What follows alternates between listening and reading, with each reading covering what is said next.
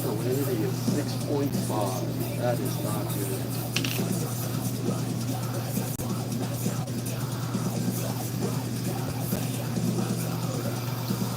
Tell me if that music's too loud. I can turn that down. I don't know how loud it is on the video.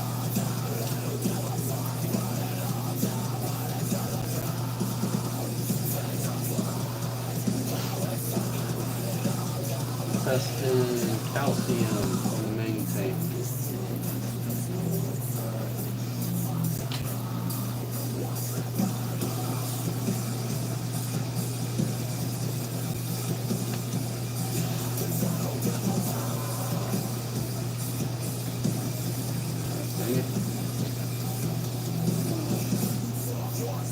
I dropped that strip on the ground. I'm not going to use it and throw it away.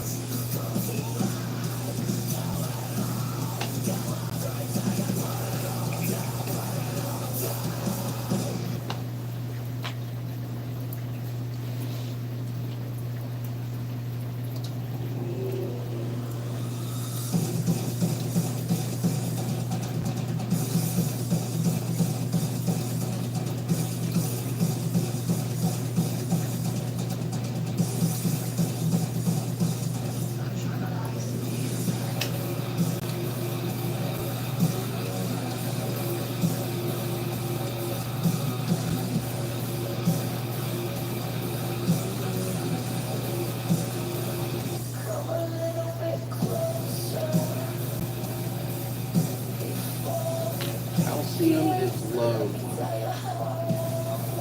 We're going to have to start the dosing pumps back up again.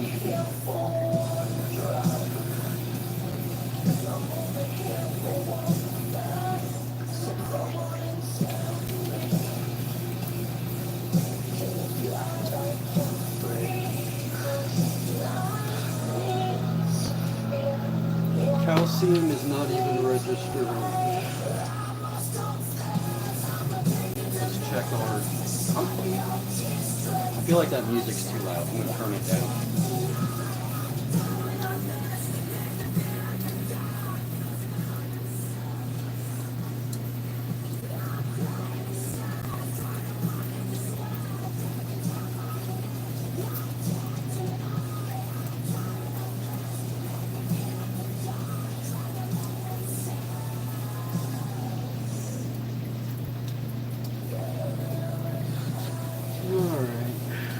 We're going to check total hardness, check our magnesium, see if we got like a magnesium calcium mismatch or something. I got to figure out what's going on in this aquarium before it starts affecting all the stony corals.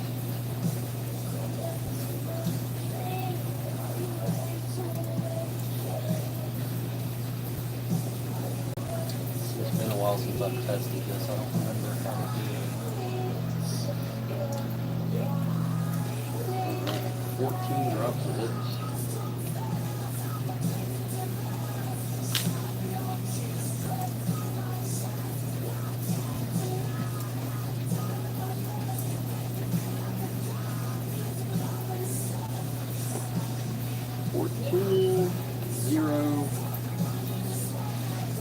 So on the main tank where I grow a lot of the stony corals, my dosing pump I found out was dosing every time it was dosing calcium, it was dosing alkalinity with the calcium at the same time. There was an issue with the pump, which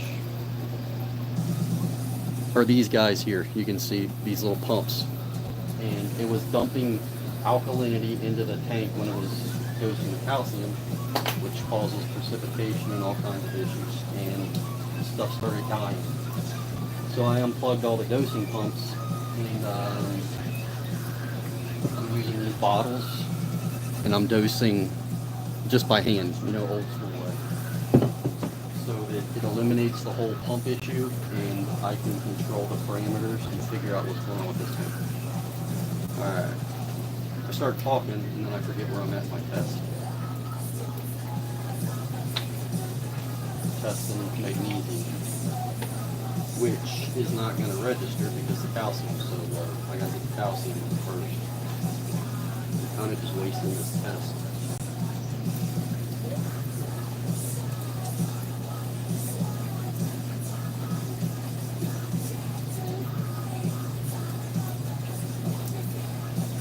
definitely have a dosing issue I gotta figure out. All the soft stuff's fine. It's just like the SPS and LPS. It's affecting right now.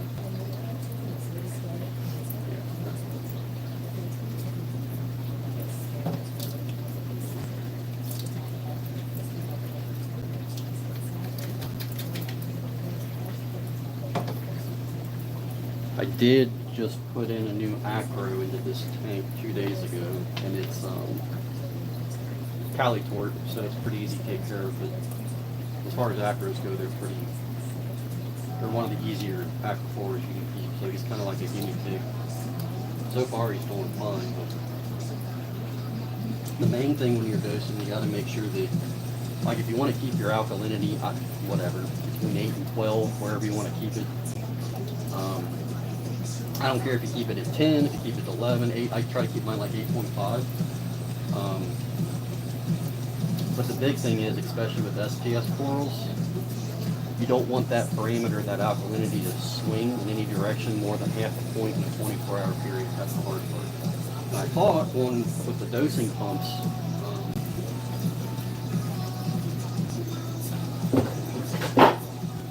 which I'm using these Bubble Magus dosing pumps. I got 4 of them right now, and I've been pretty happy with them. They're for a cheaper pump. I think they're like $200 bucks. They do their job until it. I don't trust the pump now because it was dumping the alkalinity in with calcium. I don't know what to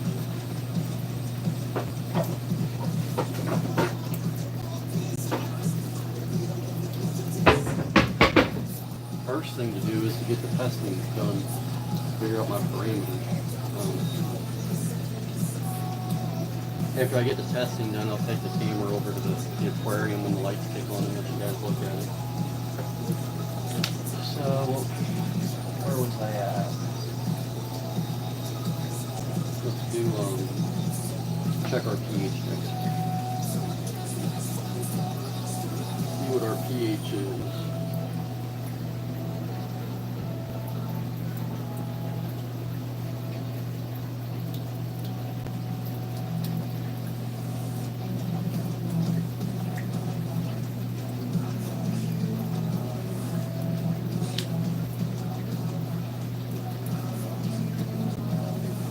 In case you guys are wondering, I am using the iDip strip resin testing kit. I like this better than the you get the test tubes with all the droppers and stuff. I like this better because you get an actual number displayed on the screen. I'll show you here for this test. So this one we hit run. We got to rotate the water inside while it's running. Let me show you how this works. I don't have to match up these color parts anymore, and I love that.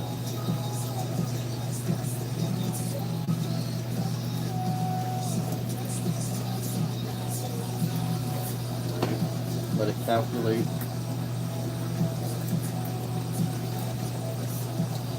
And then it sends my results straight to my tablet where I can log them, and so you can see my pH is at 7.8, which that's a little low. I'd rather have it around 8.2. So we got a problem going on. We got to figure out with this tank.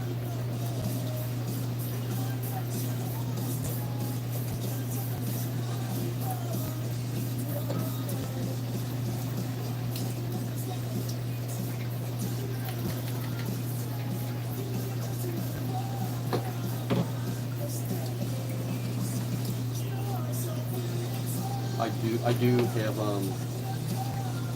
maybe I'll change my filters out on the RO system here later today. I need to do that. You're getting there at the 6-month mark. Alright, what's next? Phosphate. Phosphate takes a few minutes to run on the test.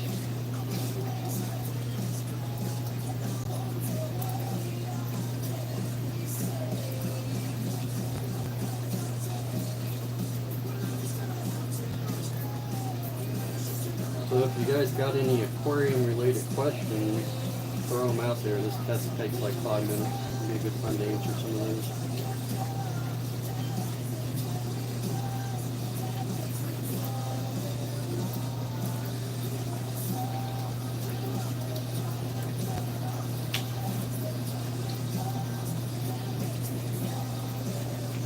So each test has its own like little algorithm steps you gotta follow.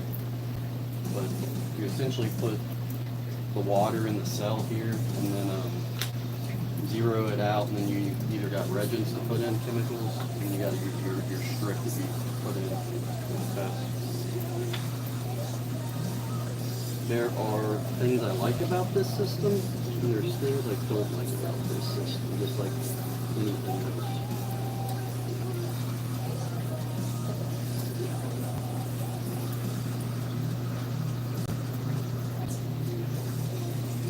Still got half an hour before all my lights kick on in the system.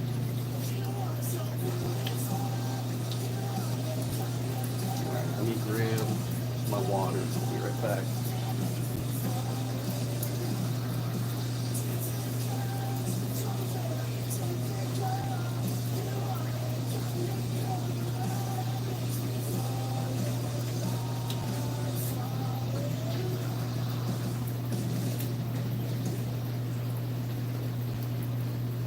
Give me some question, guys.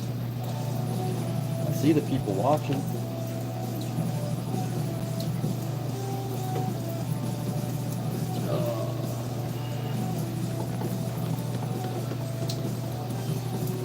After phosphate, I got nitrate. I am already not happy with the results on this testing of this aquarium.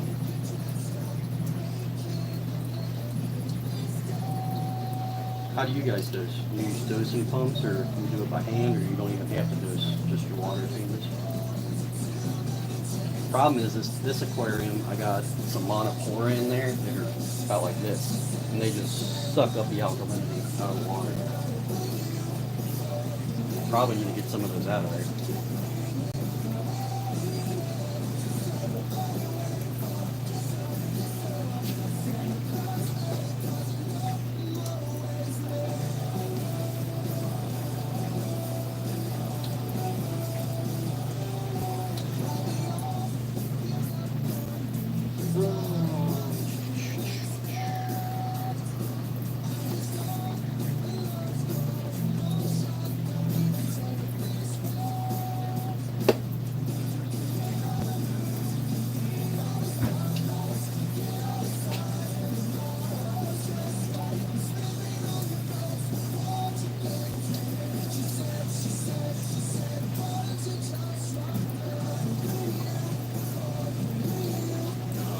I think our phosphate's done. That one is 0.21, and I just hit my bucket. 0.21 on phosphate.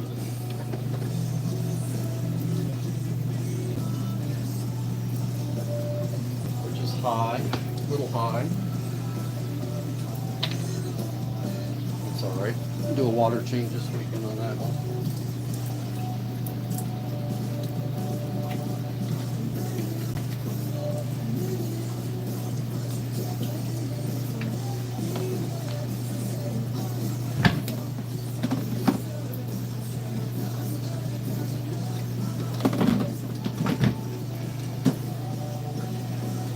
Alright, we are on to nitrates for the main tank.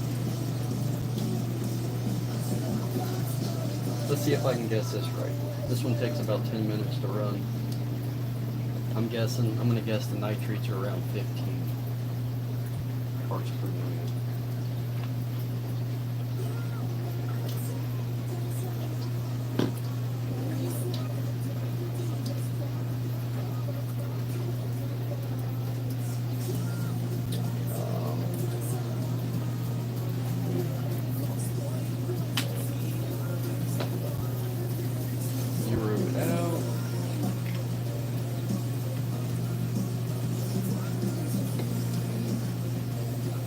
Do other people enjoy testing their aquariums, or do you hate it?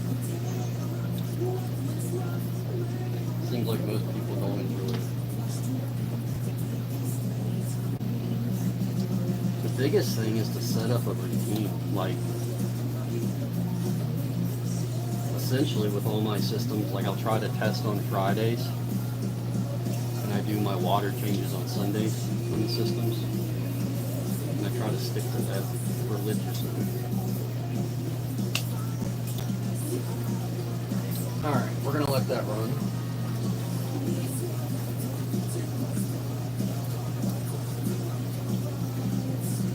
Let's see if I can switch out this media in this filter while this is running.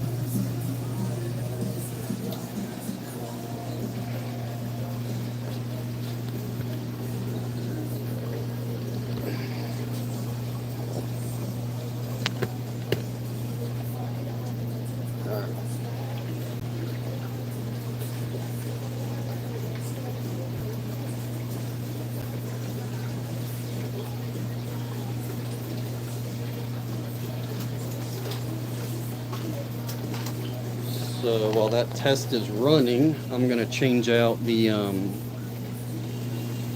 color change resin in the RO filter. It's about time to flip it.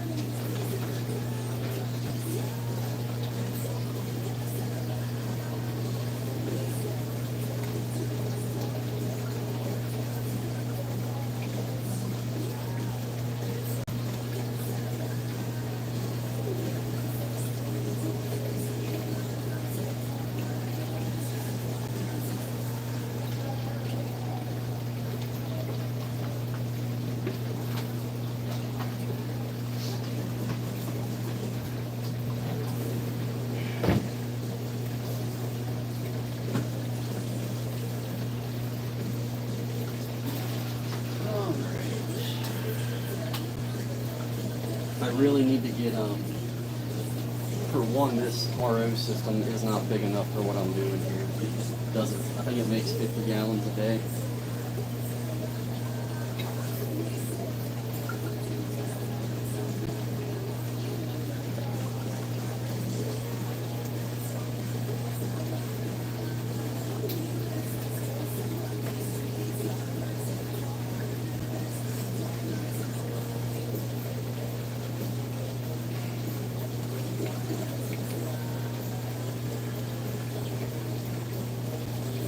Thing is a nightmare to get off of here. You guys want to watch me get frustrated here? Yeah. There we go. Man, this thing's on there. Can't get that thing off.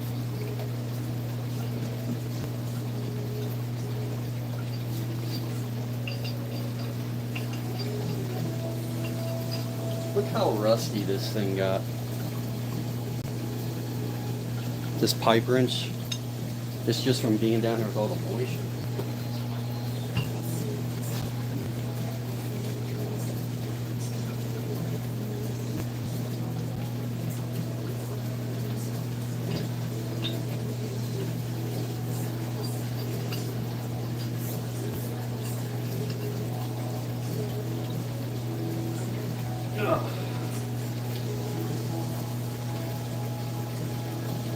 Well, guys, we got a problem.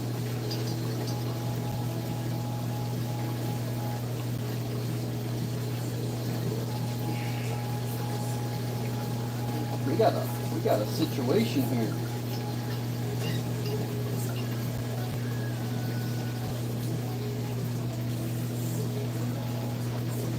Oh, I'm gonna break it.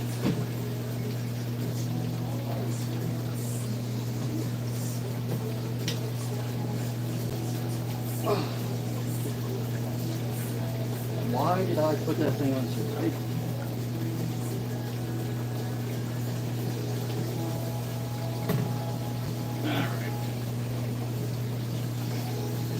So you can see our cylinder here, this resin, it starts out as like black or dark blue, and then as it gets used it turns clear, so that you know when to change it.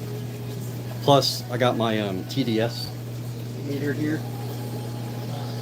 if you guys have an RO system and you don't have a PDS meter, you need to spend like the 20 bucks to get the thing. Because I was changing my filters out. It cost me like 60 bucks to get replacement filters for this thing. And I was changing them too soon. So here I can see the water coming in, the total dissolved solids, and then I can flip it over to my output. And I can see it should be 0 parts per million. And right now it's creeping up to like 3 or 4. So I know it's time to change my my resin. So that 20 bucks within a year, it paid for itself like 3 times over. For the money, I can't stress these things enough. Like, they are awesome to have.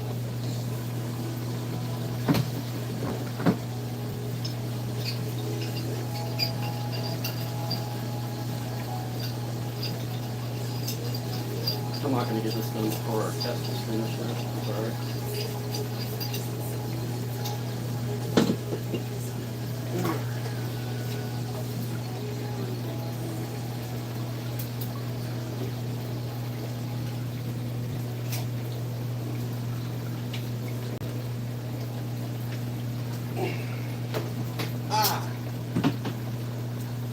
You guys get to watch how stupid I am.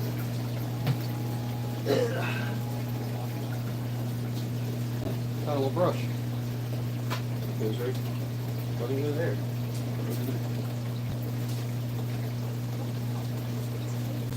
There's always something to do here. Always.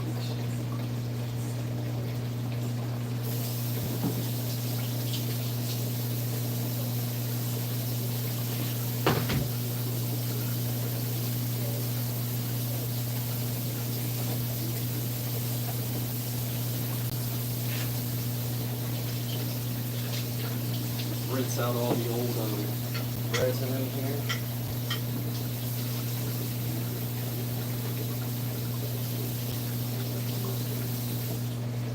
Fill her back up.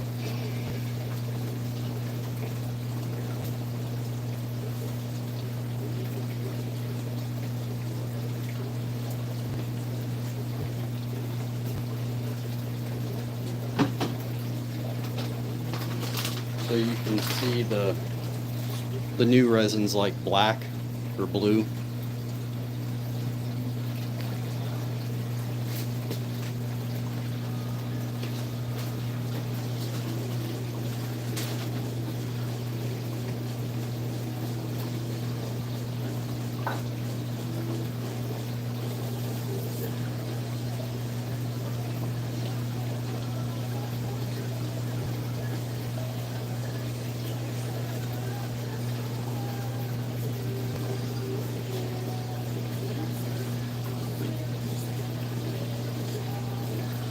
Somebody help me with this button.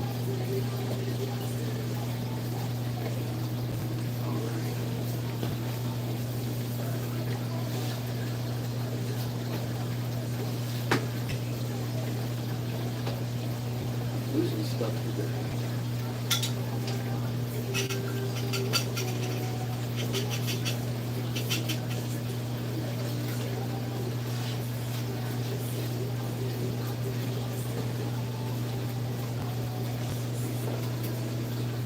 Back up.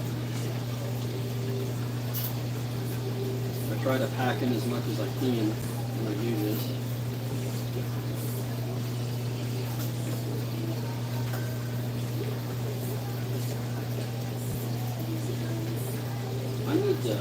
I need to make a new video. Like, I haven't made an aquarium video in a long time. Somebody tell me what you want. Like, what's a subject you want covered? Something. The hardest part on the aquarium videos for me, like,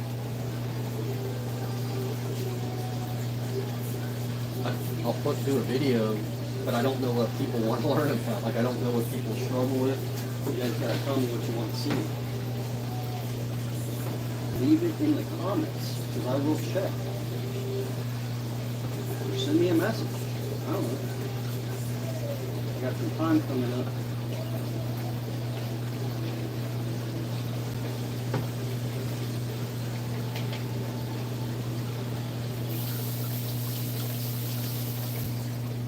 Some time coming up where I can work on one.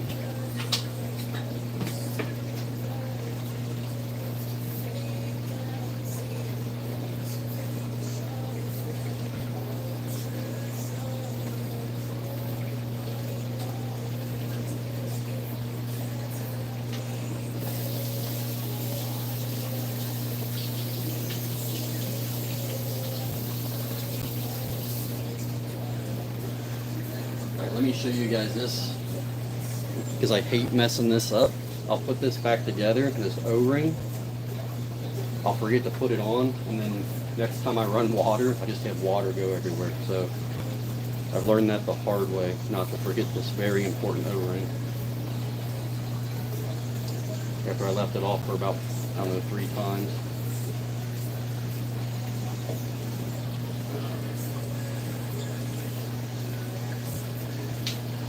Let's not put this on so tight where I can't get it off.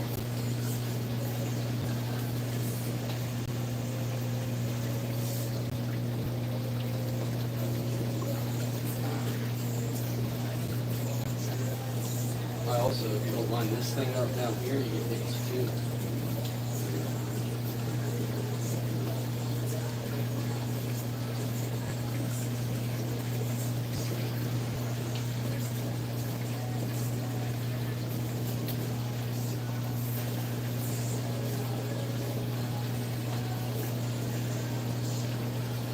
Alright, let's test it and see if we have any leaks.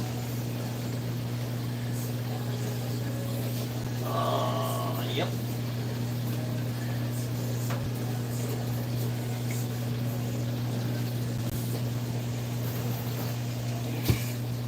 You got a leak. You got a leak, people.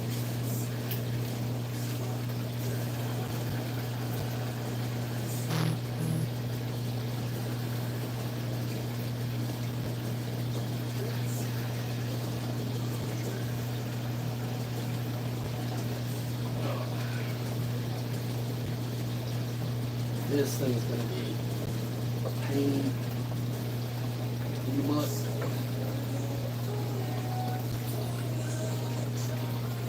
Get it back off.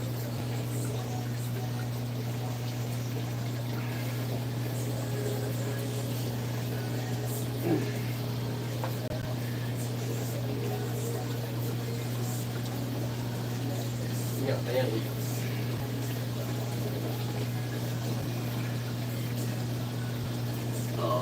That is not what I wanted to deal with right now.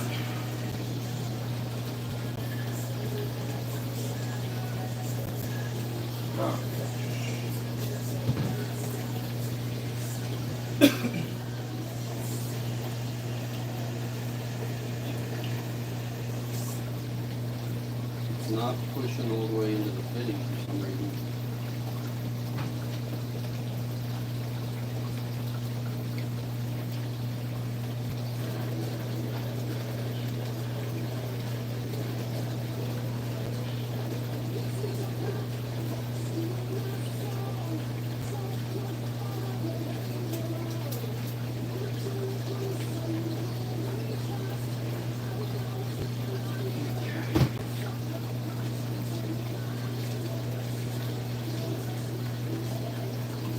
We got it that time.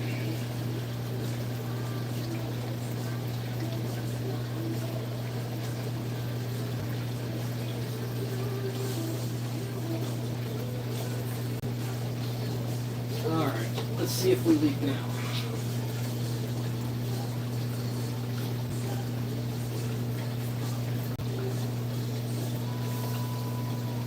Come on.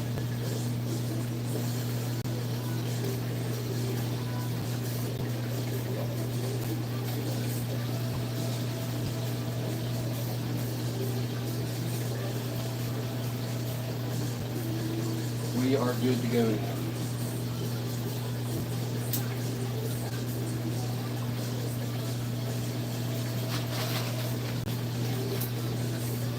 You can see how it's all black now.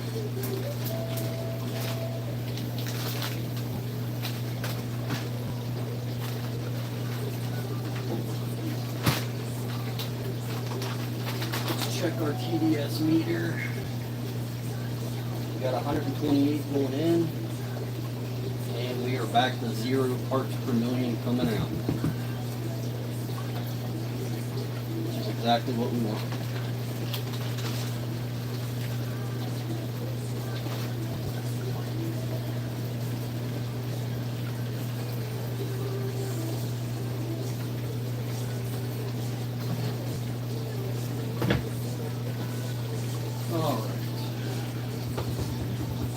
back to testing, right?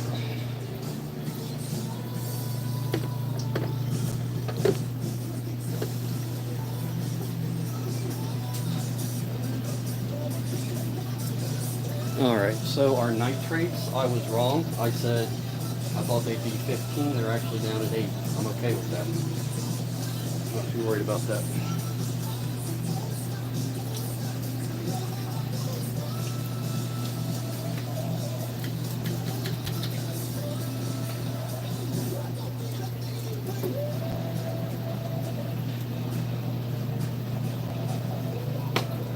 Okay, so that's all that tank.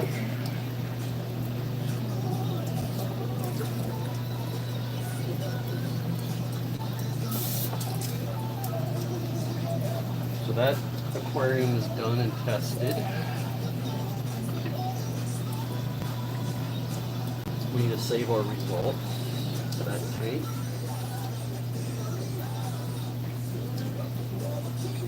Main tank. Saved. Alright, now it's time to test the 400-gallon freight system.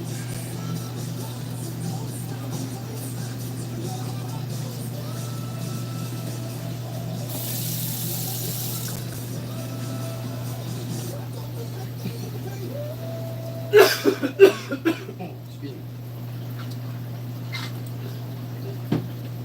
Alright. Let's start with alkalinity on the freight system.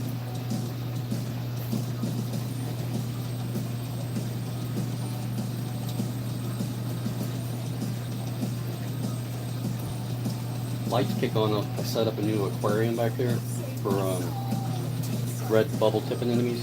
I'm going to start propagating them. Actually, that's what I'll do. I get them a little bigger, I'll do a video on that tank, how I set that up to grow those. That'd be good.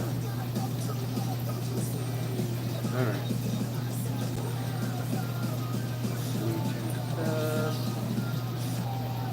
Alkalinity.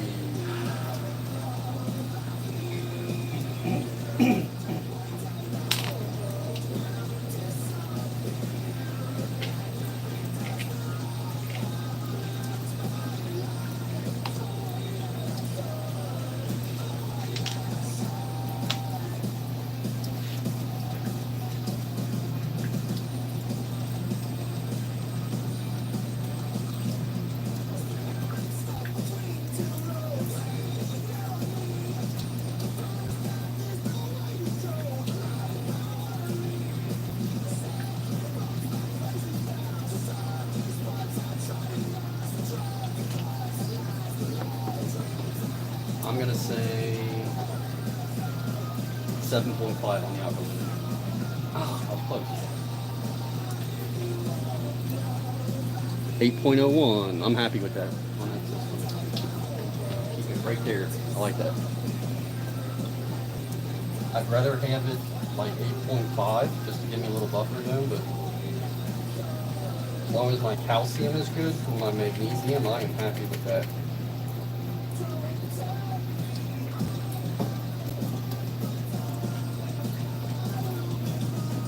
I am happy with 8.1 for now. What's next? We got calcium.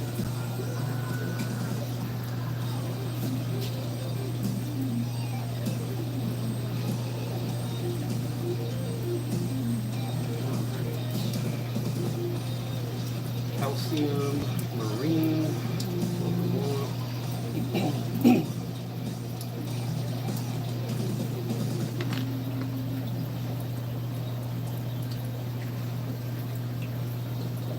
2 drops. 0.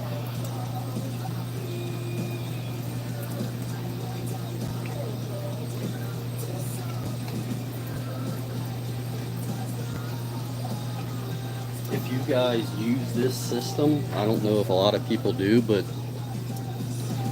you can see where the chemical on the strip, what camera will focus, starts right here. You don't want to touch this fuzzy part with your fingers because that could contaminate the test. Just keep that in mind.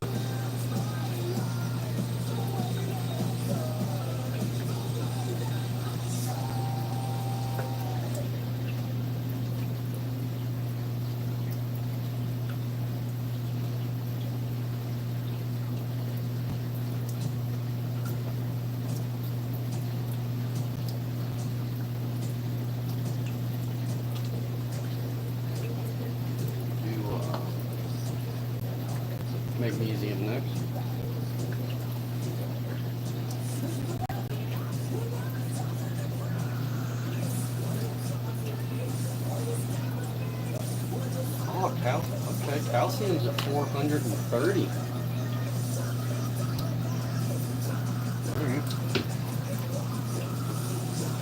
Typically like 420 is perfect. So 430 would be out where it's at. I'm happy with that.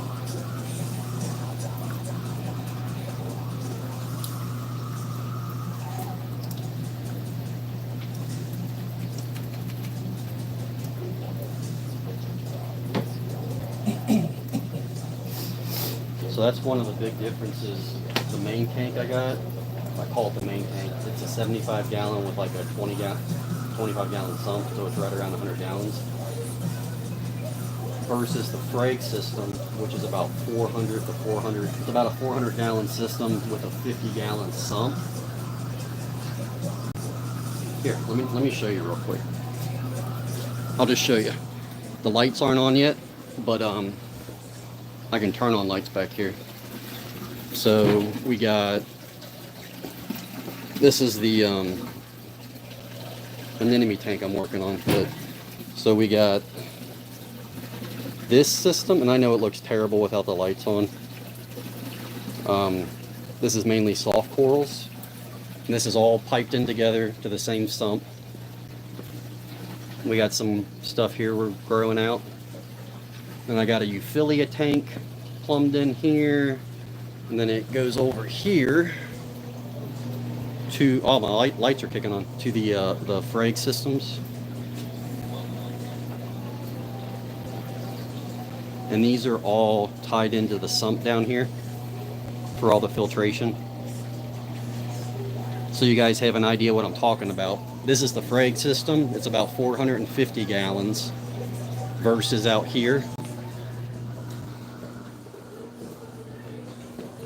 And the lights aren't on yet. This is the main grow out tank, and I'll come back with all the lights. So this is the 75 gallon. It's hard to see. The 75 gallon with the 25 gallon sump underneath. So when you're talking water volume, like 450 gallons versus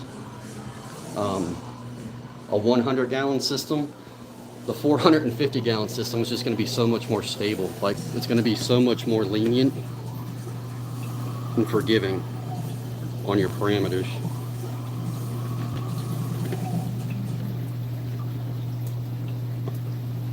I need a new tripod's what I need.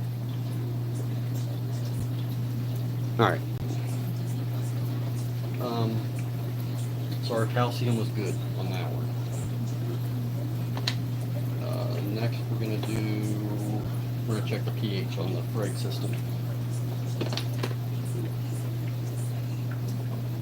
Actually, I didn't do, no, we're doing magnesium. I got to do magnesium first.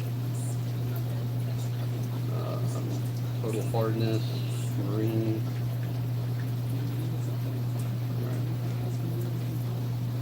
And this one takes 14 drops. It's the biggest one in the whole system. I gotta make sure I do this right, so I don't have to do it again. 3.6, 14.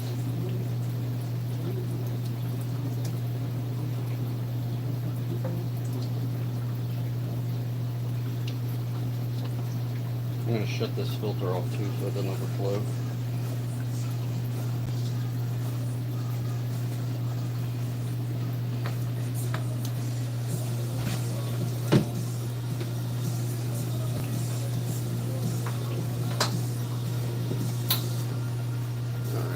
Nobody has any questions?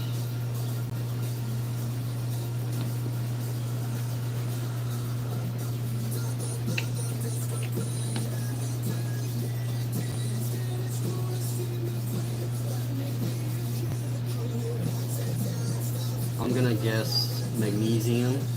I want it to be like 1300 to 1350. I'm gonna say it's on the lower end towards 1300.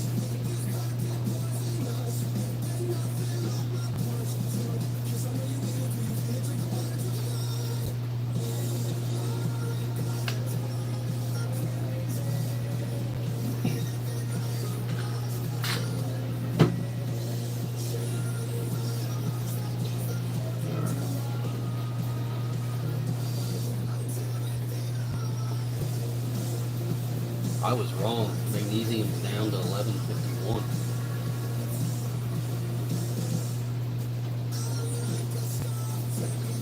We're gonna have to raise that a little bit.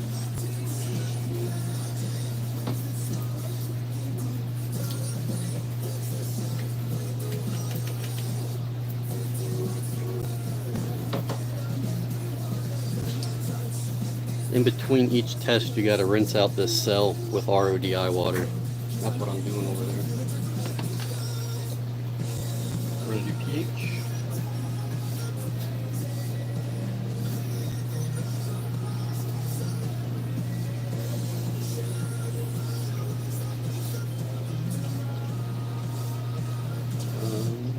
pH marine.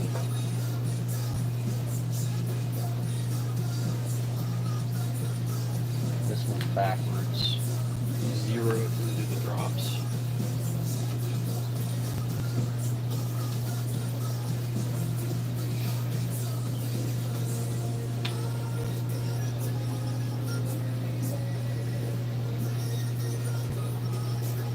This is the one we got to rotate for 20 seconds.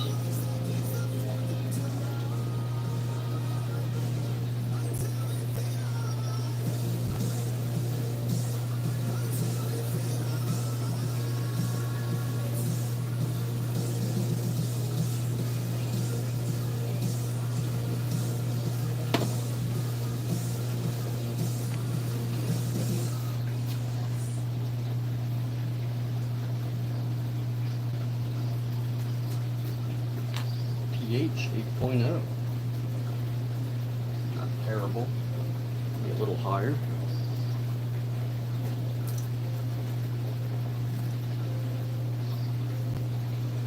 Excuse me.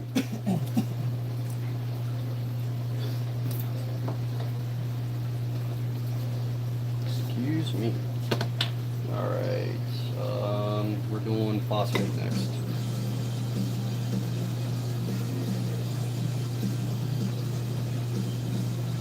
Marine, not pH, phosphate.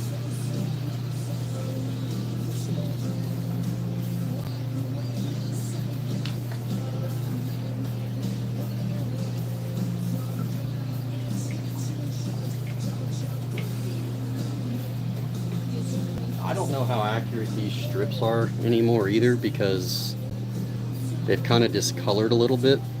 I won't focus on it. But I hate throwing them away because they're like 25 bucks a bottle. I know you're supposed to, but I don't have unlimited money to throw away, you know? So it's going to get us close enough.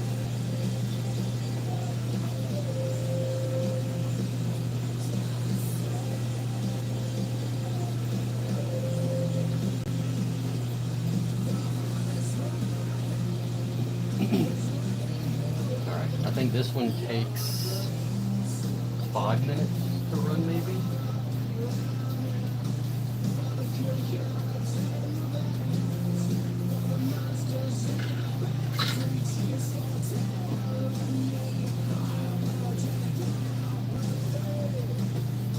Let's go see what, since the lights are kicking on, let's turn these off.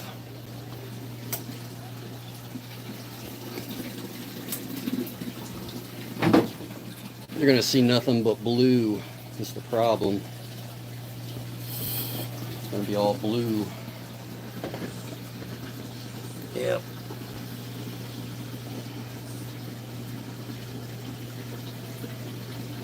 I got a filter I should put on there. Nothing but blue.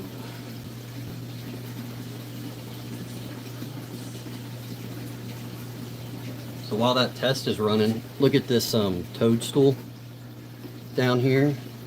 He's got a bunch of detritus sitting on top of him. I'm gonna blow it off. That's why he's all curled up. So I need to adjust the flow from the power head to keep him clean, because he's not happy.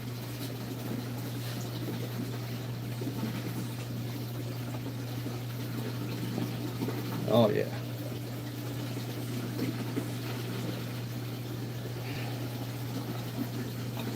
keep an eye on that.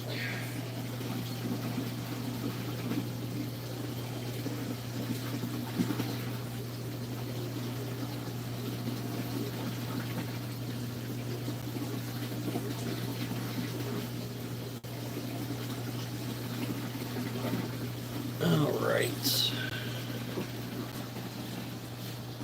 Check in on this guy. He thinks it's time to eat, but it's not.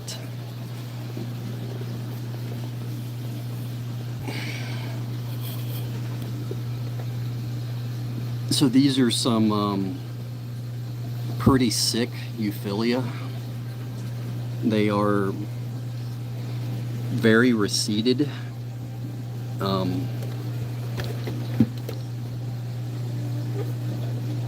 mean, that guy's trying to come out a little bit, but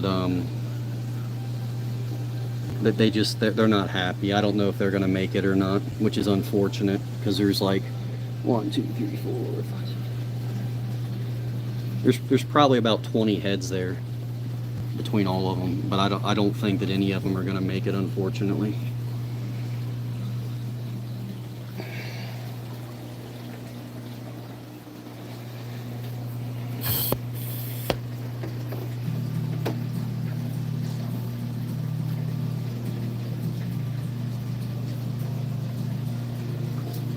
Phosphate's done. 0.39.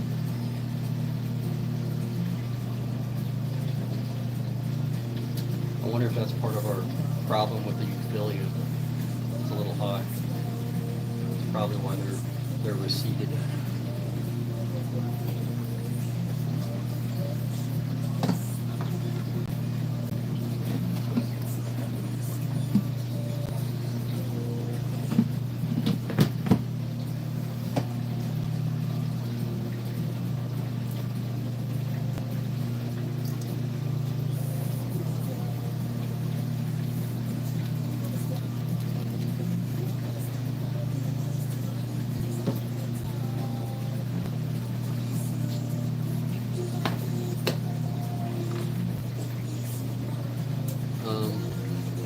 What do we got left? Nitrate, and then that's it for testing.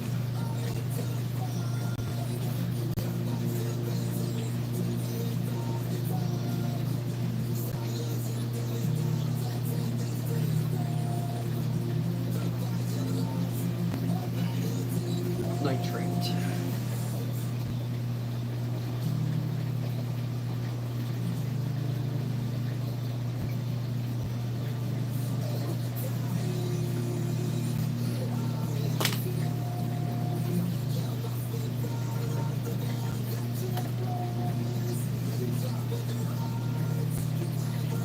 This one's not nearly as discolored.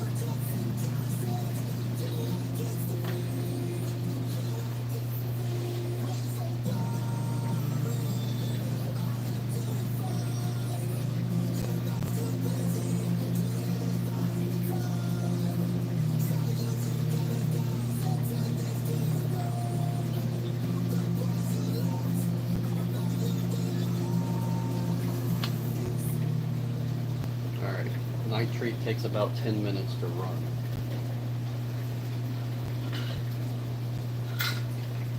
Let me go see if the lights are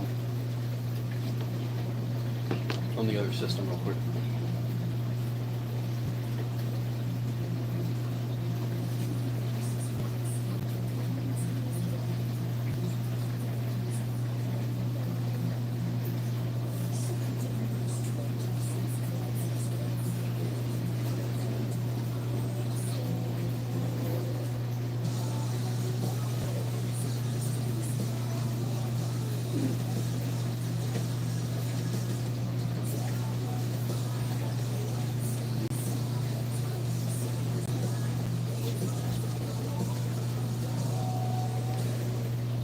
All right, here, let's go cut this montipora while we're waiting for this test to run.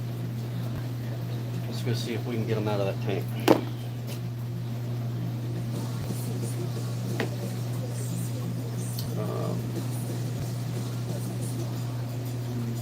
Do I want to frag him up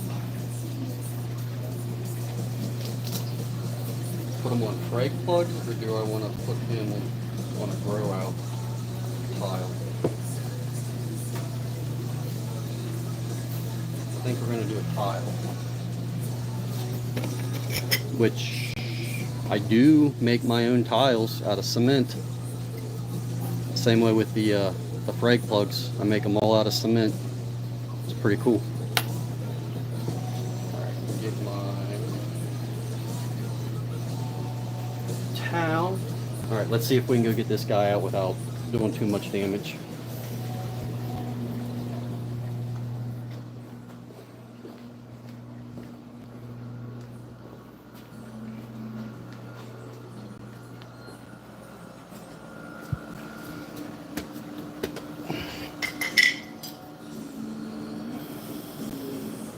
Alright, so what we're doing here,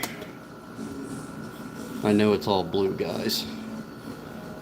So we got this coral down here, and then we got this big montipora here that's growing over top of him, and he's starting to obstruct the light for this guy, and you can see him starting to recede a little bit because he's getting his light blocked. So we are going to attempt to cut this Monty here and try not to damage him or damage him. Let me go get my cutters and I'll be right back.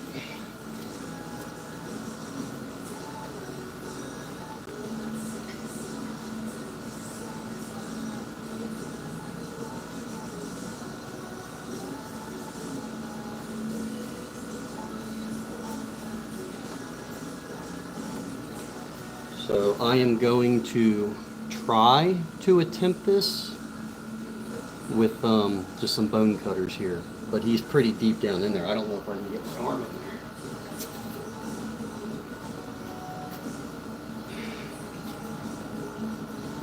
there. All right, here we go, guys.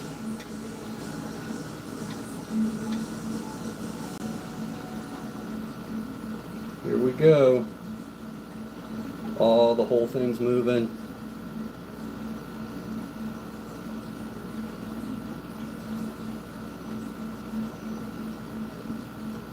I can't cut it.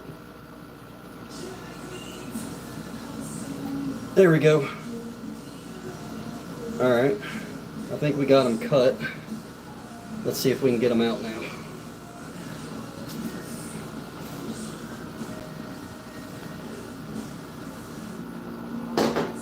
Let's see if we can get all these pieces out.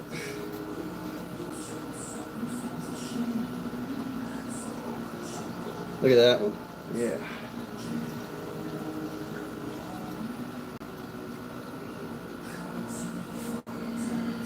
And I dropped another piece way down here.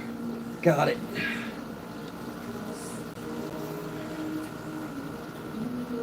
Alright, let me run these back.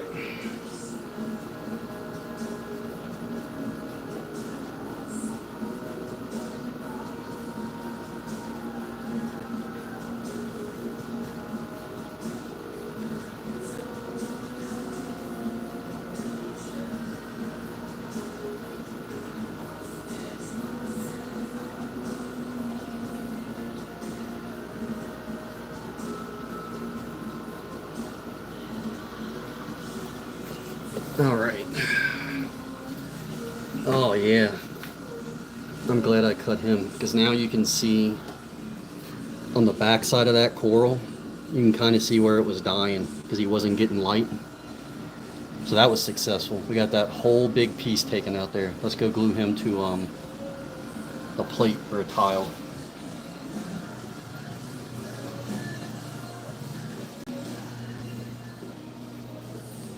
No.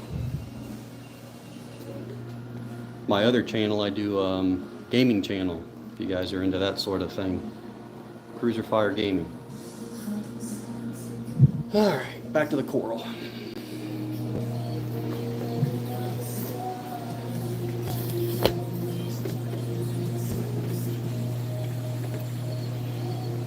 So we're going to glue him to, my tripod needs to be a little taller.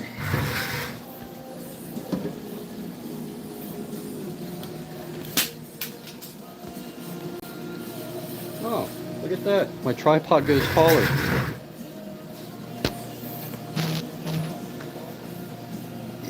I had no idea. Oh, that's awesome. Look how tall that goes.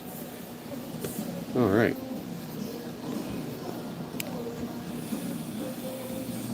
Plenty tall.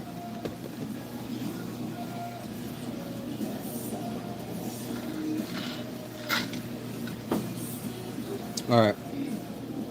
So let's put this guy. What I use, Harbor Freight super glue gel. Been using it for years. Cheapest super glue.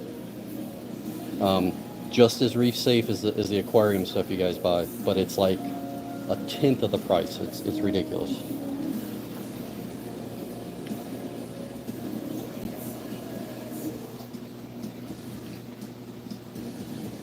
So we are gonna put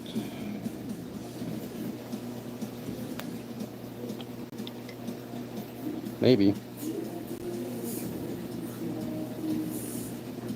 some glue, and then this is the small frag we just cut out of that aquarium. You really only need like a pea-sized amount of glue. And I like to bring them over to the aquarium, dip them.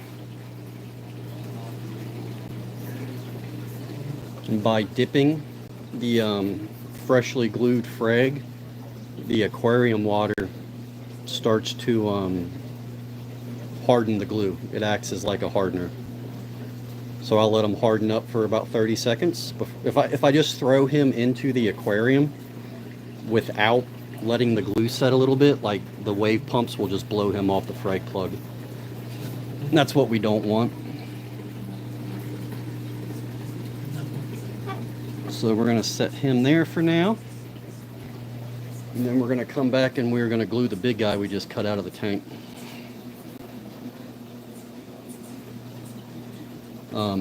So this is a red plating montipora. I know it looks kind of black there, but it is.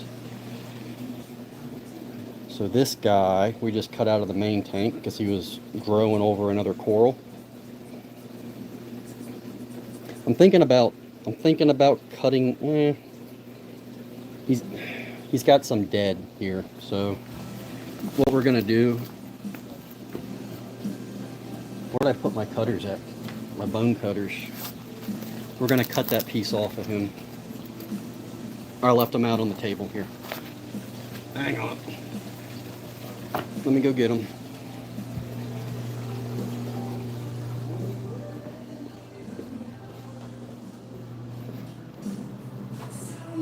So for the people that weren't here before, that big piece of montipora was right here, growing over this coral, and he was starting to bleach out because he wasn't getting enough light because it was overhanging and shading him out. Bone cutters. So that's where he came from. Let's go glue him to the plate.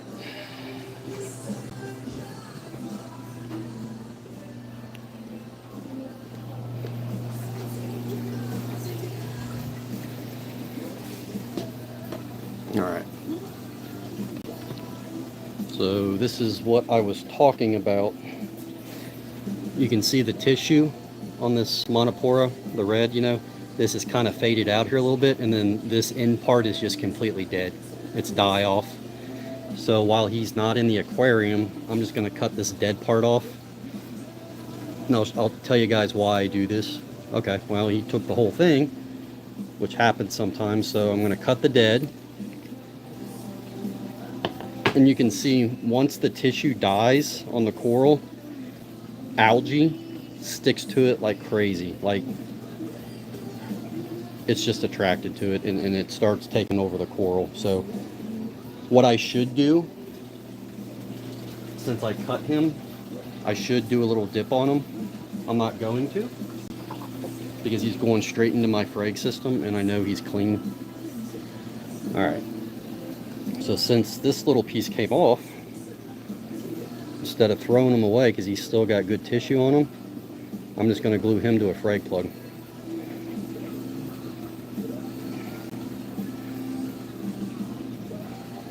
we will throw him into the frag system.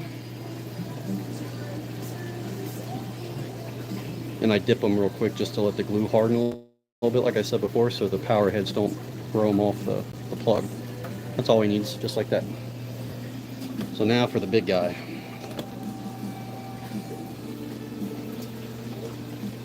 I'm going to open up a new tube of glue because we're going to use just about a whole tube on this guy.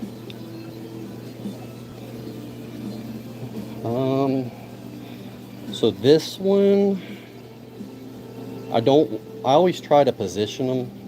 I don't want them in the center. I think I'm going to glue them back here, kind of off-centered a little bit. If I can get this part to stay down. So let's see what we can do here. I'm going to dump a bunch of glue there and in the center. You kind of got to look at each, especially when you're gluing big corals. You got to look at their shape and see how they're going to fit on the plug or the tile, you know.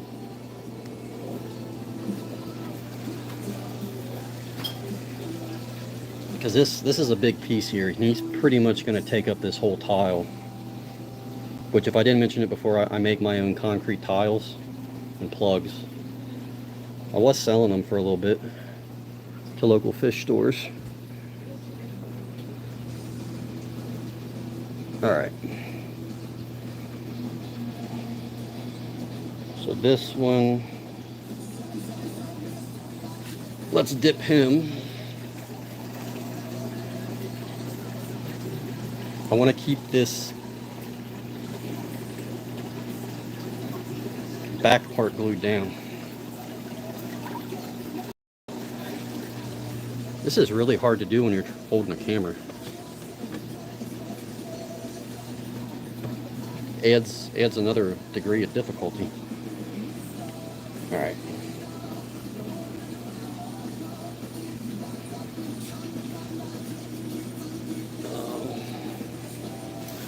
While I got him,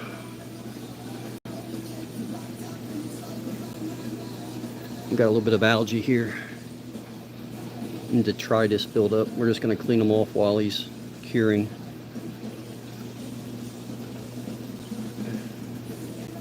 See, if you don't have flow correctly in your aquarium, like the detritus will sit on the tissue here.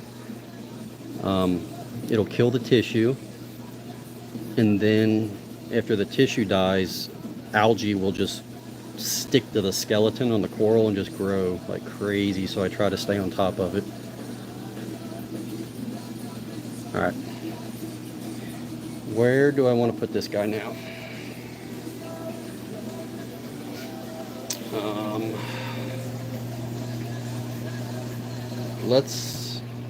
Let's put him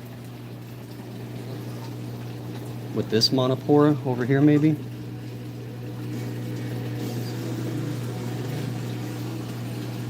All right. Yeah, you can't see anything but blue, but he's in there. All right.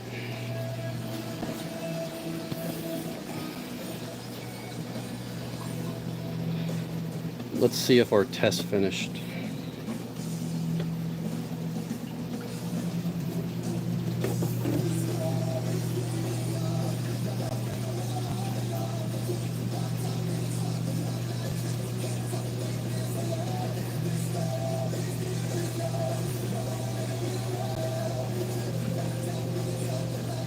Alright, well that was a big, we got him out, that was good. We got that Monty cut and pulled out. So we can finish our testing up now.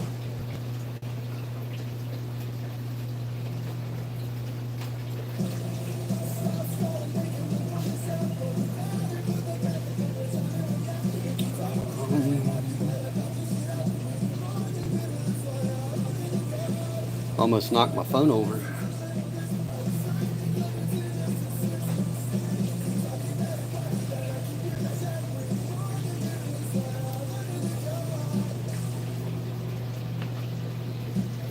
Our bone cutter's back, so I don't... Hey guys. Like after you cut in the aquarium or you get salt water all over your tools, like this, you should rinse them off with RODI water, but just wipe them off with a towel before you put them away, or else you'll ruin your tools. Like I know they're stainless, but they can still get rusty. All right, so our nitrate is at 22. I said 15, I thought it was going to be, so it's a little high.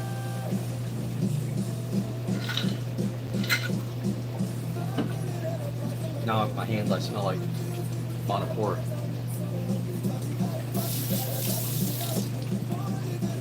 And if you don't know what montipora smells like, it smells like the ocean. All right, save our results. This was the brake system.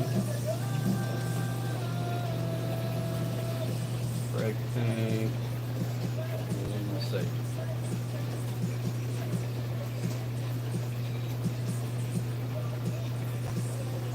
Alright, so it's time to go figure out our dosage.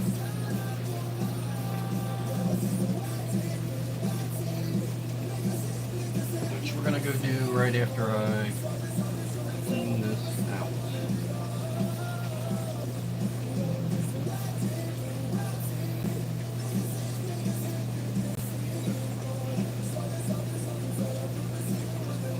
Alright.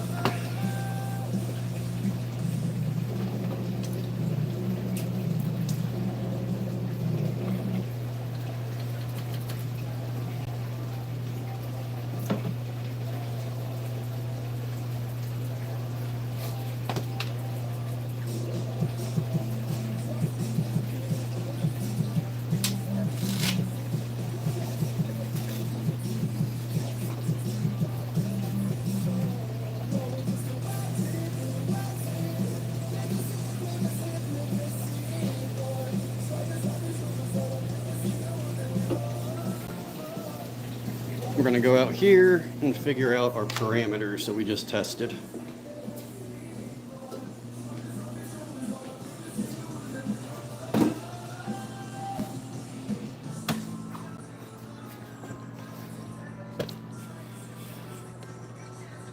Let me get set up here.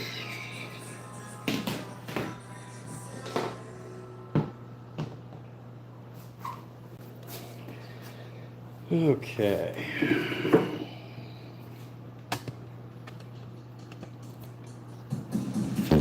I'm gonna go turn this music down too.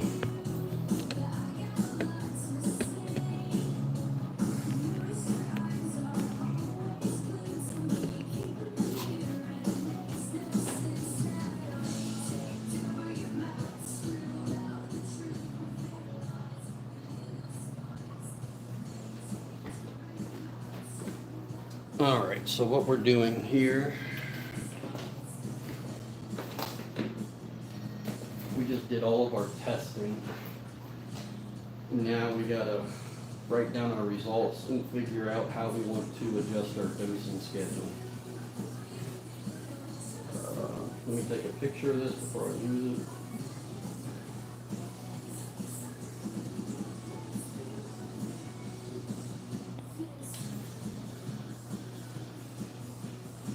Technology is great until it doesn't work great.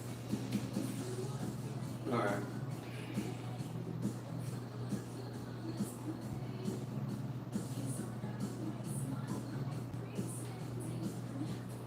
So,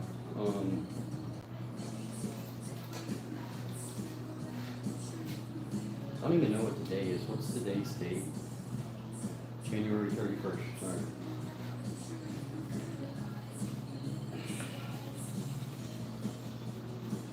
Well, I gotta go get a wet paper towel because this isn't erasing. I'll be right back.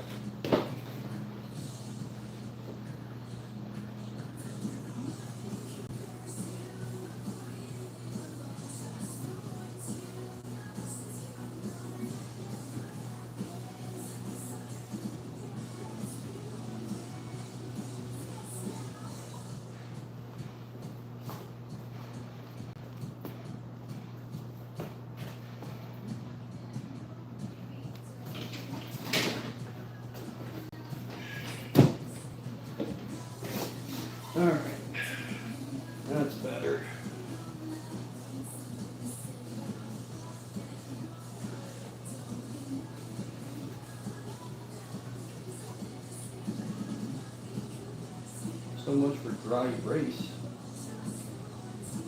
You know?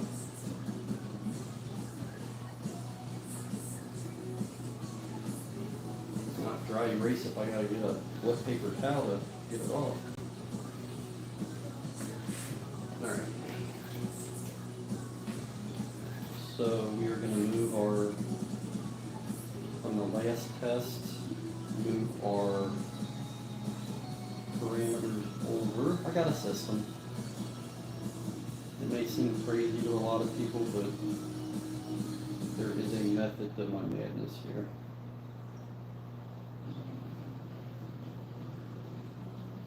The fun part's coming up when you get to compare the new results to the old results.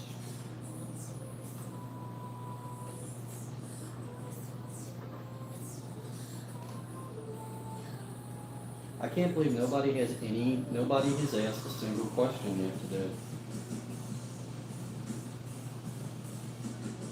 Usually we get a couple, gives me something to talk about while we work.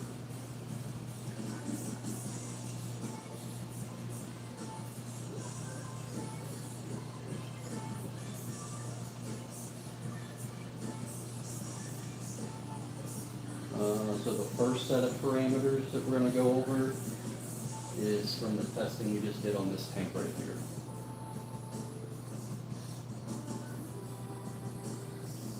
And that is a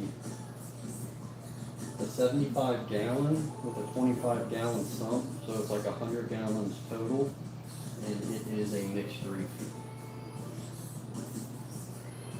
Which, you see, when I talk, I don't want to insult anybody because I don't know who knows what.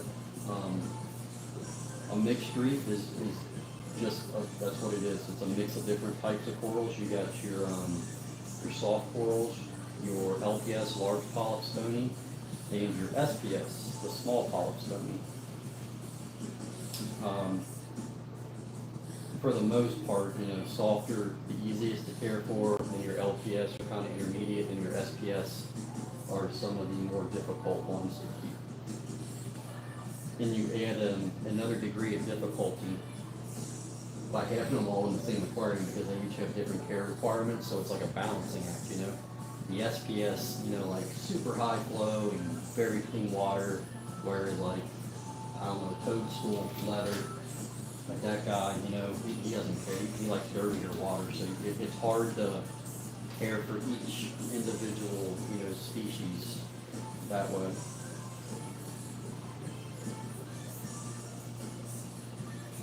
Because each coral has its own lighting requirements. It's got its own specific flow that it likes. It's got its own parameters. Every coral's different. Some of them, like I got an acan here, moonstone coral. They eat. I feed them like chunks of squid and stuff, but they're like a Venus flytrap underwater. They're really cool to watch. But they benefit greatly. They're LPS, large polyp stony. They benefit greatly from feeding. So I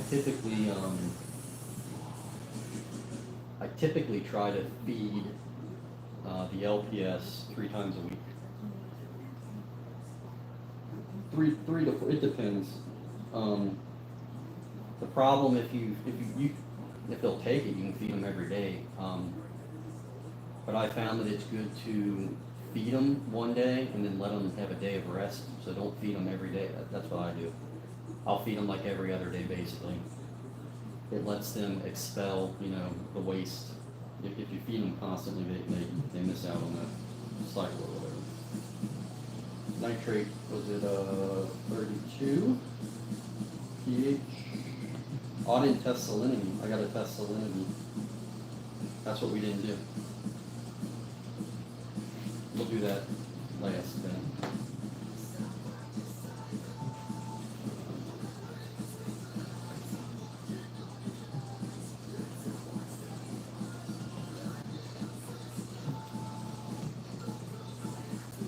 I guess it's wet erase, not dry erase.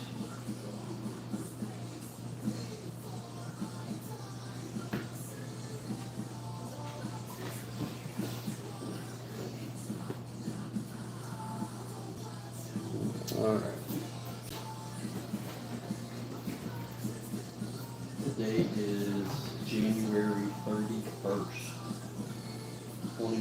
So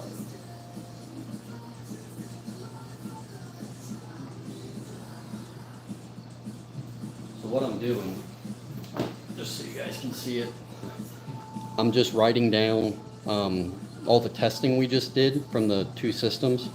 I'm just writing them down on this. I write them on a dry erase board and I hang it on the wall back by the frag tank so that it's always there and I can always kind of see what my parameters are from week to week and what I got to do to adjust the dosing schedules. Alright, so the testing we just did on this aquarium. And I got my sleeves soaking wet. Annoying. Oh, I hope I saved my results.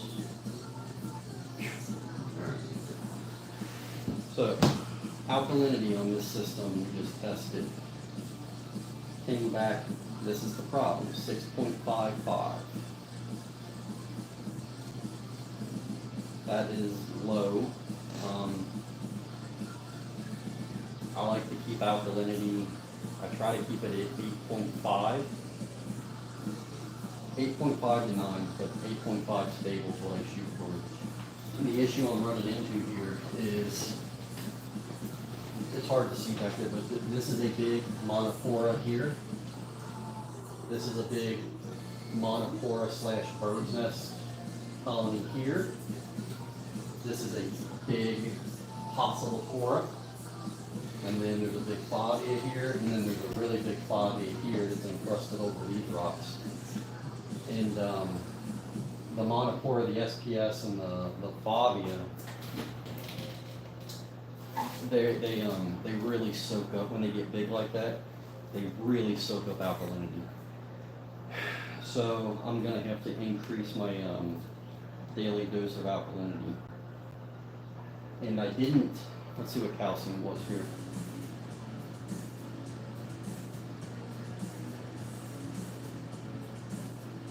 Calcium, it just registered as low.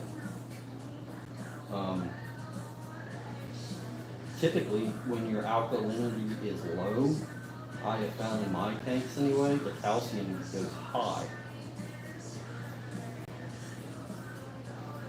And because the calcium was low, I couldn't get a read on the magnesium.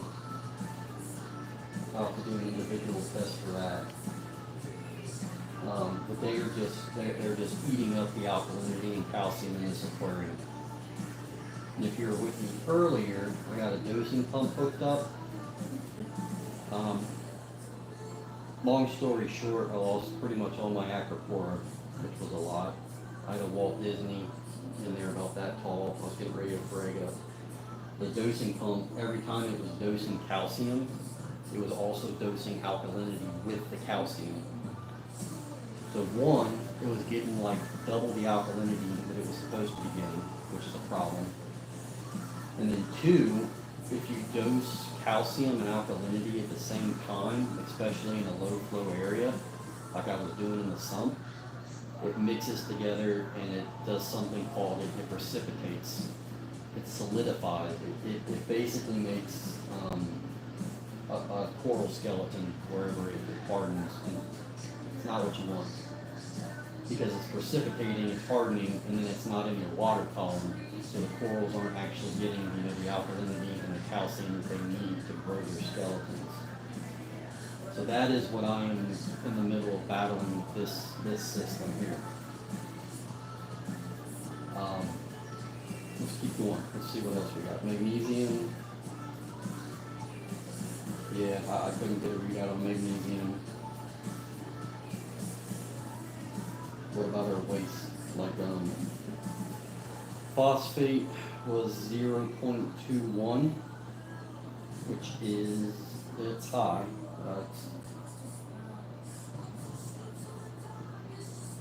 I don't know. Phosphate is something.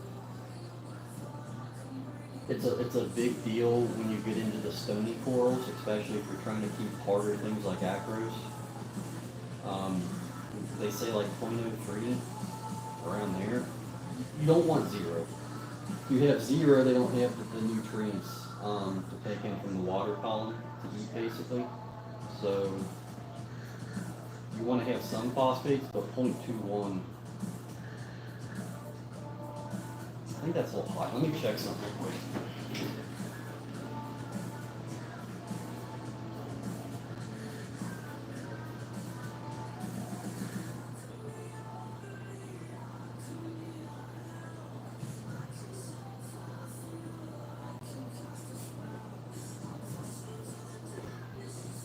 Yeah, 0.03, I got 0.21 or high. I have increased my water changes on this system, trying to balance everything back out. The problem is, I don't want to do, if I do, I don't know, like, if you can do smaller water changes more frequently, it helps keep the system more stable. I could go in here and do a 75% water change, something crazy, you know, and do a big water change that's going to wipe out my phosphates and nitrates and lower them, but it's also going to stress the coral out. And that's especially having aquapora in there, that is not what you want to do. So you got to go slow. Aquarium keeping is a lot like, does anybody know how to operate a tractor? I got a farm here. It's you want to go low and slow, like just like a tractor is slow work, like steady and slow. If you go too fast with the aquarium stuff, you can really stress out a lot of stuff. You want to do slow changes, and I would recommend only changing like one or two things at a time. Like if I have an issue with this aquarium and I change my lighting, I change my flow, I start dosing differently. The problem is you've changed too many variables, so now you don't know which one was actually your issue, if that makes sense. So try to, I know that this is a chemical issue I'm dealing with, it's not a flow or lighting issue, nothing's changed there. It's a chemical issue with the chemistry of the water. It's not balanced out, it's out of whack. And if I don't correct it over time, it's going to really start stressing the corals. Where were we? Nitrate is 8. That's fine. 8's okay with me. With the phosphates being that high, it's not too bad. I worry more about phosphates than I do nitrates. The pH was 8. Is that right? pH was 7.8, so it's a little low. Let me get my salinity tester. I forgot to test the salinity.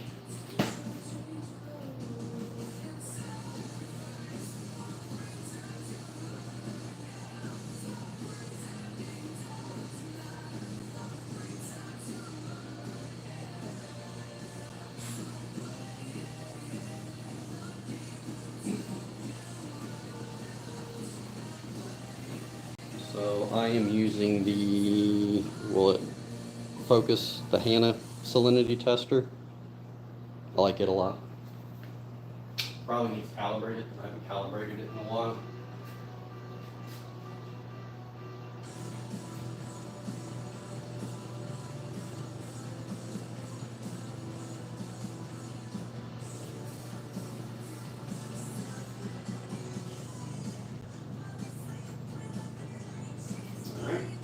Take this back real quick.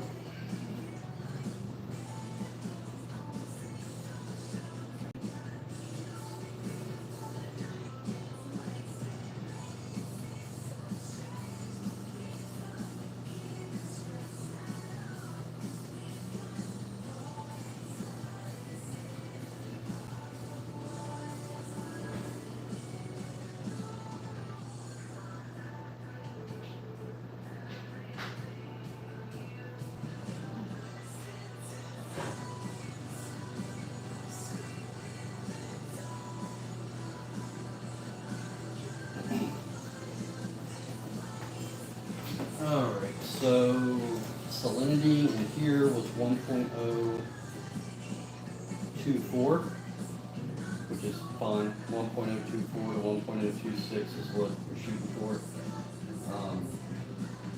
I like to keep it at 1.025 just because that gives me leeway to point in either direction, you know. And I'm getting picky here, guys. I'm not meticulous about a lot of things in my life, but the aquariums I am. And the Frank system tested at 1.025, which is crazy because I use the exact same mix, you know, when I do my water changes. I guess it's just the testing equipment to be able, I don't know. 31st January 2025.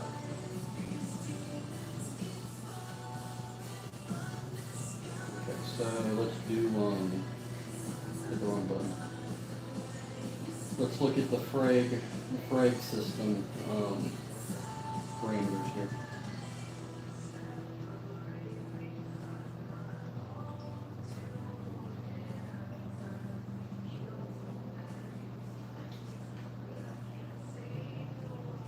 Where is it? There it is. Frag tank. All right. Alkalinity we tested was 8.01.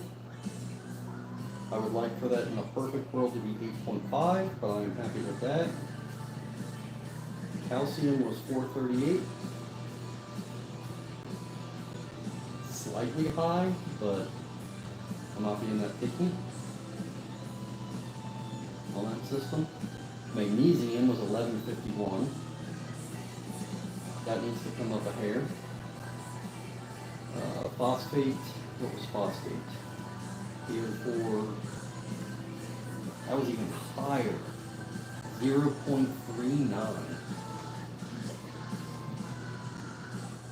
And that's a 450-gallon system.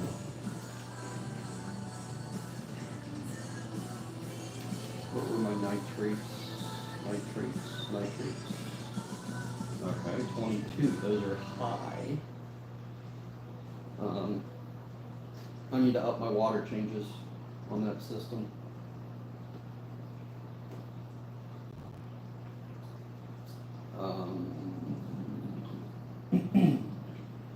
pH was 8.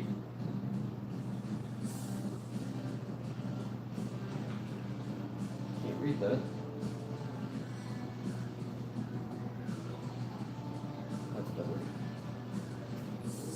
Okay, so now you got to figure out what to do with this data we just collected.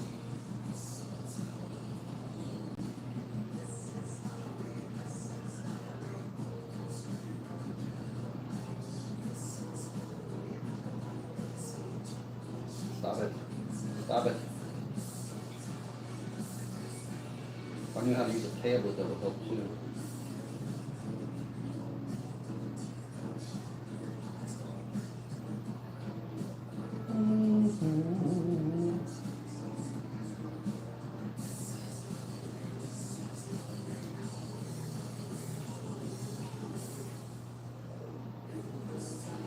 Okay.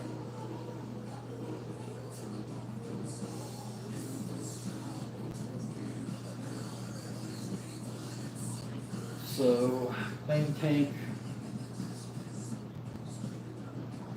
alkalinity and calcium need to go up.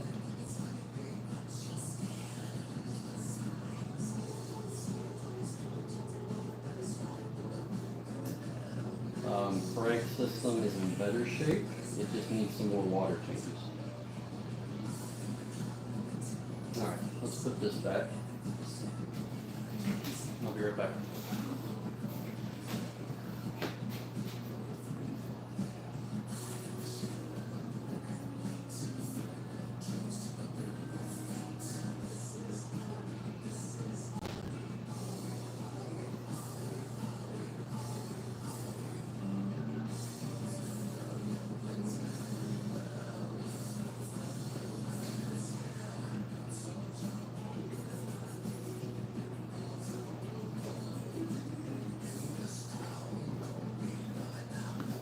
All right, we got our testing done. I got a few minutes left.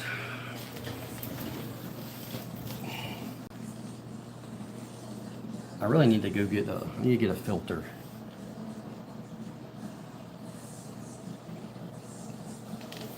I'll just go through some. So we cut, this big montipora is what we cut off back here and we fragged earlier,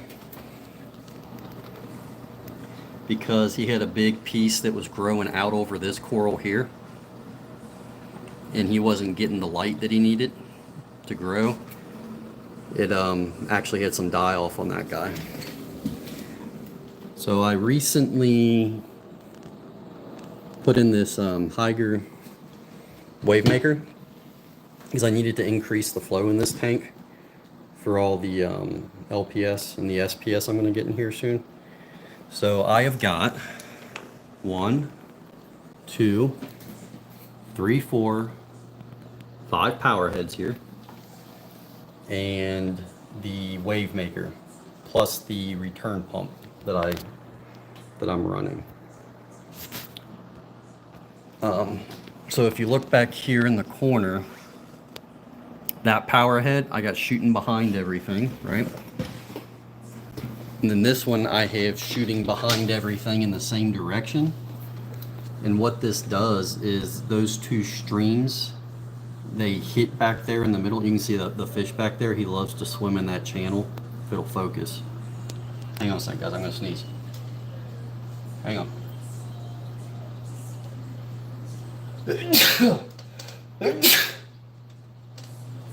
Oh, excuse me. Sorry. Anyway, like I was saying, these two power heads, they're positioned across from each other in the tank. You can see the other one down there in the channel. And those two water columns hit each other, and then they disperse, and they cause like a chaotic flow, you know. So then they're going to hit back there, and then like little shoots of water, they're going to come out through the rocks. A good way, I'll demonstrate this. I'll do a video or something. I'll do where we talk about flow. We'll do a live stream or something and answer questions. I'll inject a bunch of bubbles into the tank here. That's one of the best ways to check your flow, because you can't see the water coming out of these power heads, you know, so you don't really know where it's swirling around in the aquarium. So if you inject micro bubbles, you know, into the water, it'll really let you see your water currents. It'll show you, like, this is the best way I know to do this, because there's not really, for the lights on the aquarium, you know, you got par meters. I got one, and you can check your lighting that way. But for testing flow, there's not really any devices on the hobbyist level. You know, they have some professional scientific equipment that can measure that, but it's super expensive. If any of you guys, Tidal Gardens, look up Tidal Gardens on YouTube. He does an amazing job on his videos, and he has a really good video on flow where he did the bubble thing, and it kind of shows you, you know, where all the current is in your tank, and it'll show you your dead spots. Because as coral grow, like this guy here, this Posilopora, he started out as a frag about that tall, and he has grown into this big colony. So the problem is, you know, that little frag that was sitting on that rock when he was little, he's got plenty of flow. He doesn't have to worry about it at all. But as he's grown, like, he's not getting flow to the center of the colony anymore like he used to. So you have to adjust your flow. Like, you'll set up an aquarium and you'll start adding corals. But over time, if you don't adjust your flow as the corals grow, they're going to develop dead spots, you know. Because he was one little frag, and now he's a big colony, so he wasn't getting the flow inside because it was being blocked. So you're not going to set your flow in your power heads in your aquarium and then just walk away and let it run. Like, over the years, you're going to have to increase your flow in certain areas for certain corals, and then other areas you're gonna decrease it. You just, every tank is different too. So like I was saying, if you inject the micro bubbles into the water, then you really can see where your currents are, and that's kind of how I gauge my flow. That's one thing I do. The other thing you can do, and it's a little more difficult, but like, look at your coral. And I should have put a filter on this phone. Like, it all looks blue, but if your coral's all like shrunk up and shriveled up and just looks mad, something's wrong. The best tool that you have for your aquarium is your coral. Like seeing it, if it's open and puffy and it sends its tentacles out and it's happy and it's colored up, like you can tell when coral is happy and you can tell when coral is not happy once you do this for a while.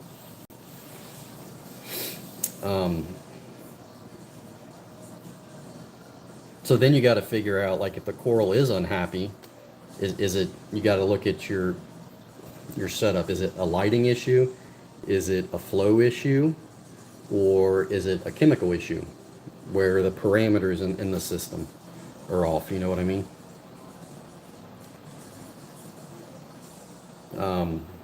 So yeah, these guys, oh, I'm drawing a blank here, guys. It's not a Recordia. They're called hairy mushrooms. I can't think of the scientific name right now off the top of my head. Hairy mushrooms. It'll come to me. Anyway, he started out as just one mushroom, and he is now split on his own into 9. So when I started the coral fragging stuff, growing coral, you know, to sell it, ship it, sell it to local fish stores, I was cutting it a lot. I have learned through trial and error, if you can let the coral split on its own, it stays much happier and it's much healthier long term than if you're in there chopping it up all the time. It is much better to cut and frag a large colony than little pieces, because it just puts too much stress, you know, on the coral if you're cutting it all the time. I do need to get in here. I got some brown algae on the sand.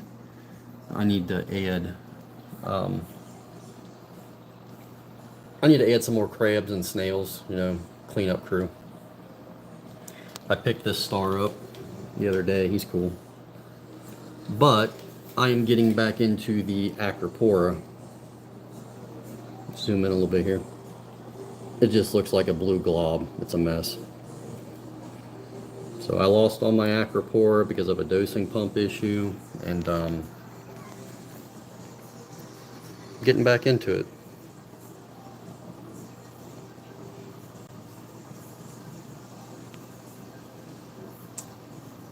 They don't really have built-in filters here. So, got my flashlight. We got, man, that looks terrible too. Acan, toadstool leather, green pallies down here. Montipora, moonstone coral, gorgonian. And this is the guy, you can see the die off where he was getting overgrown by the montipora that we cut up.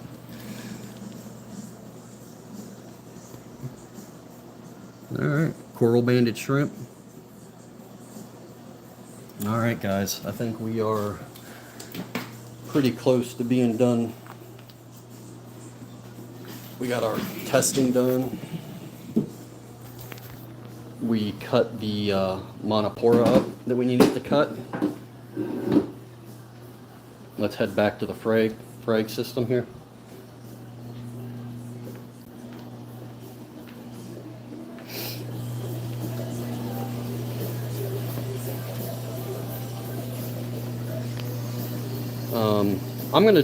I'll do a video, I'll update, you know, because we made some changes on the frag system here.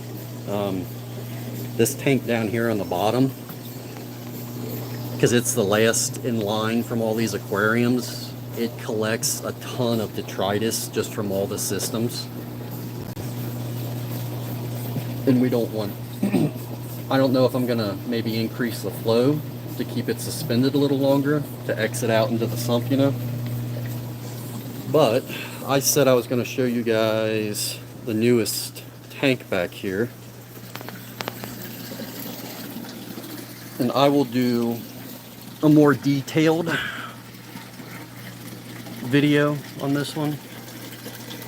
You can't, it's hard to see them This is going to be the RBTA red bubble tip anemone propagation tank. So the idea is to, let me see if I can shine my light on. Yeah, so there's an anemone. There's a couple of them in here. So why did I set this system up just to grow anemones? Well, one, they are a pain in the butt to get out of an aquarium if they're in a reef tank like this, you know, with all the rocks and stuff. They are an absolute nightmare to try and pull out. So they're in their own little system, and this is like a, I want to say this is a 10-gallon? No, 5-gallon aquarium maybe, with the sump for a little more water volume. But the idea is I can control, I don't have to worry about the parameters with the anemones being with the other coral. I can just strictly focus on the anemones. So I rigged up a little overflow box thing. And I know some people hate overflow boxes. All my systems, I'm using them, except for a couple. Because I don't like drilling aquariums. I break them. But it's going out down into the sump where I got a skimmer. Very simple filter sock, heater, filter sponge, and then an auto top-off system. I recommend auto top-offs for anybody because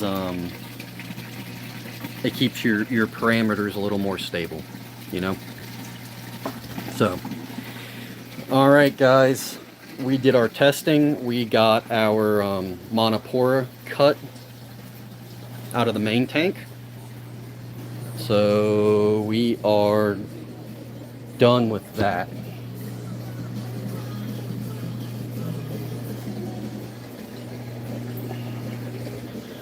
Alright guys, we got some work done this morning. I appreciate everybody that watched. Nobody asked any questions, you know?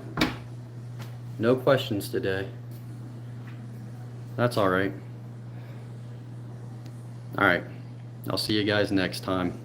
I appreciate you watching.